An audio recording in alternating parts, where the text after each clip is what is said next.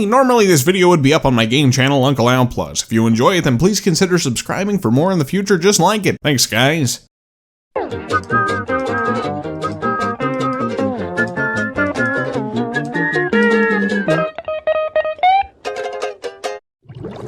Ah man, SpongeBob. When you think of some of the most iconic characters around, SpongeBob is definitely a part of the conversation. It goes something like Steve Harvey, Jesus Christ, SpongeBob SquarePants, or something like that. I'll admit, I haven't watched the show in a very long time, but those early seasons of the show still stand as some of my favorites in all of television. Hey pal, you just blowing from Stupid Town? Some of the funniest, sharpest writing ever in a cartoon. I mean, come on. If SpongeBob, Patrick, and Mr. Krabs raiding a woman's underwear drawer only to find out that it's Mr. Krabs' mom's underwear drawer isn't the funniest thing ever to you, I think we're gonna have to have a chat about boundaries. I just love SpongeBob, man, and regardless of what the internet thinks about the latest seasons and, well, everything beyond season 3, I'm honestly just happy that SpongeBob gets to entertain and inspire new generations of kids every day. This is a show that continues to endure. The characters, the world of Bikini Bottom, they're timeless. Heck, I basically owe my online career to SpongeBob. If it weren't for my SpongeBob memes blowing up, I wouldn't be here making this video right now. Fun fact, even my YouTube channel icon is a reference to SpongeBob.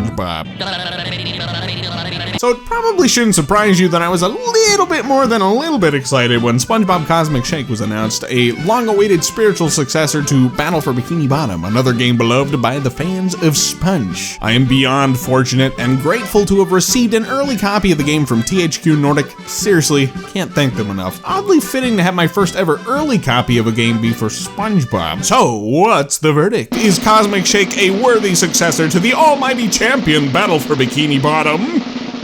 Oh, absolutely. It would be real cool if you could distract them with some of your fancy moves. I will make myself extra picturesque. SpongeBob and Patrick meet a lady who gives them magic bubbles that, you know, are part of the fabric of the universe. Nothing too crazy. So now they've got to travel to 7 different wish worlds to save their friends in all of Bikini Bottom. This is basically SpongeBob's take on a multiverse story, which everybody and their grandmother seems to want a piece of these days, but it doesn't ever really take itself super seriously. It's got a pretty lighthearted and goofy tone throughout, which is what I expect from SpongeBob, and I think it really works here. The purpose of the story is well served by the sheer creativity it allowed the developers for each and every level. You've got very familiar locales to SpongeBob, with fun and unique twists that made me really excited for what each level had in store. Every level, every character is a joy for the eyes. Colorful, vibrant, the animations are bouncy and fluent like a cartoon, and with all sorts of fun references for fans of the show to go, There I am, Gary, there I am. I love it. Everything about the presentation is absolutely perfect as far as I'm concerned. SpongeBob's got more than 30 unique costumes to collect for this game, and they really are the primary reward for hunting collectibles. If you're not much into costumes, you might not feel all that compelled to track down every last thing, but for fans of platformers and SpongeBob such as myself, I had a blast gathering up the costume coins to check out all the fun references to the show. And I do mean that that's just about it. Like, Madam Wizard Mermaid pushes you to collect jelly because, I don't know, I guess she's into it, but it's not used for anything other than purchasing more costumes. Golden spatulas make their return from Battle for Bikini Bottom, but unless I'm mistaken, They're worthless! I've finished the game, and not once were they used for anything at all. There's only a very small handful of them, and no tracker for your progress with them, so I'm kinda left wondering if these were intended to be here at all. Please correct me if I'm wrong. That said, the lack of any really rewarding collectibles is probably the only iffy thing for me about Cosmic Shake. You wanna know something funny or weird? One of the earliest SpongeBob games was Revenge of the Flying Dutchman, and there was an ability where if you held the back right trigger, SpongeBob would roll around. To this day, I still instinctively go to press that button expecting SpongeBob to roll around quickly like that. I don't think I've played that game in like 20 years. I am a broken man. THQ, if you're listening, keep that in mind for the next SpongeBob game. It would be pretty cool to see that return as like, you know, a run button equivalent. Weird anecdotes aside, SpongeBob has a pretty decent selection of moves to learn throughout the game, 1 per level I think. This does really help to keep things fresh as you progress, you know, giving you new abilities to shake up combat sections a bit. I especially like the karate kick ability, which is like SpongeBob with Sonic's homing attack.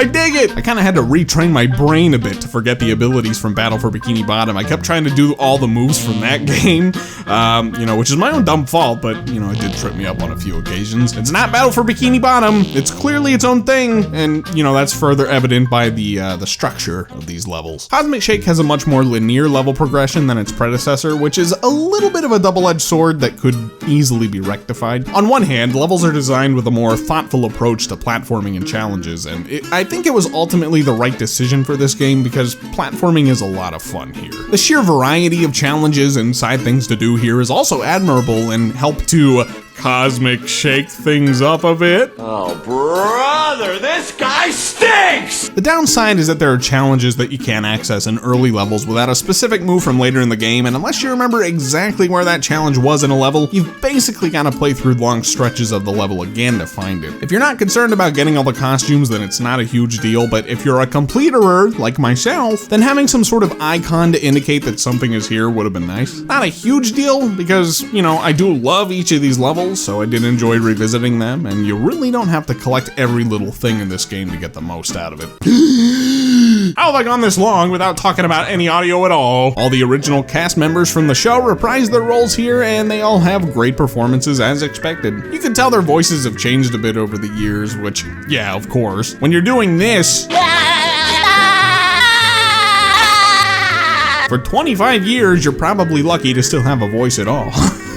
It makes me happy to know that these guys are still a part of this after so many years. They even got Clancy Brown to reprise his role as Mr. Krabs this time around. He was sorely missing from Battle for Bikini Bottom, so it's great to have him here. Madam Cassandra is also a really fun addition to the cast this time around, voiced by Serena Irwin, who has a pretty extensive history of voicing side characters in the SpongeBob universe. Come on, kitty! Have some ice cream! I'm thrilled she got to play this character because she's a lot of fun here. You'll of course also be hearing from SpongeBob and Patrick more than anyone. Tom Kenny and Bill Fagerbaki are fantastic as usual, spouting all kinds of quips and bouncing off of each other. I think it was a great decision to make Patrick a tag-along pal for SpongeBob this time around, so it's not just SpongeBob talking to himself the entire time. Although I think they missed an opportunity to give Patrick some buddy abilities to play off of SpongeBob a bit more. He does give you underwear though. We hit the jackpot! Can I also just say that Mr. Lawrence absolutely kills me? He's great as Plankton, of course, but his performances as some of the various side characters in Bikini Bottom always have me in stitches. Chocolate! Chocolate!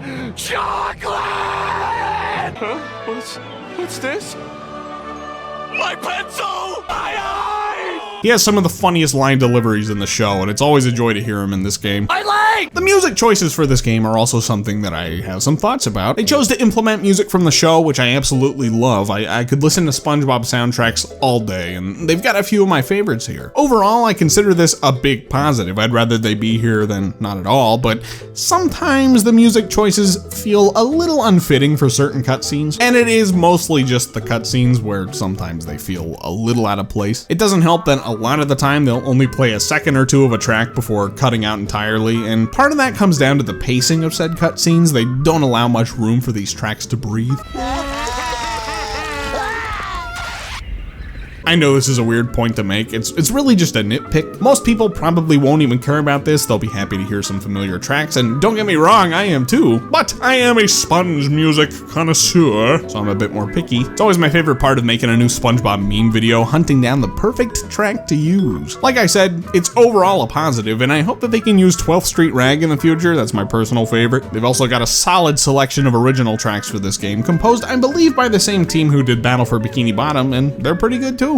What else can I even say? This game is a lot of fun, and I loved it. I was hoping for a solid follow-up to 2020's Battle for Bikini Bottom Rehydrated, and it was exactly what I hoped it would be. It's not necessarily trying to revolutionize the 3D platformer genre or anything, but it doesn't need to. It's a very well-crafted game with some laugh-out-loud moments, felt like revisiting some old friends. I was thoroughly entertained for the entire package, and I can safely say without a shadow of a doubt that this is one of the best SpongeBob games out there. The references, the attention to detail, the reverence for the show, its characters, and the world of Bikini Bottom, it's all proudly on display. Play and Cosmic Shake. If you're a SpongeBob fan, it's such an easy recommendation. Pick it up on PS4, Xbox, PC, or Switch. They even have a fun BFF Collector's Edition, which has all sorts of fun trinkets and goodies. I'd totally nab one myself, but Oh yeah, no money. I just want to give another huge round of thanks to THQ Nordic for hooking me up with a copy. It really means a lot to me to have been able to be a part of the early crowd for this game, and I hope you guys have the opportunity to continue making more SpongeBob games in the future. Kind of weird to be excited for more SpongeBob games. Feels like I walked into some sort of alternate reality. And hey, if you guys enjoyed this video, then please consider subscribing to my game channel, Uncle Al Plus, where I'll be doing more videos like this in the future. This normally would have gone up over there, but I felt that I owed it to this game to give it more exposure over here. It really is a fun time. See you guys there!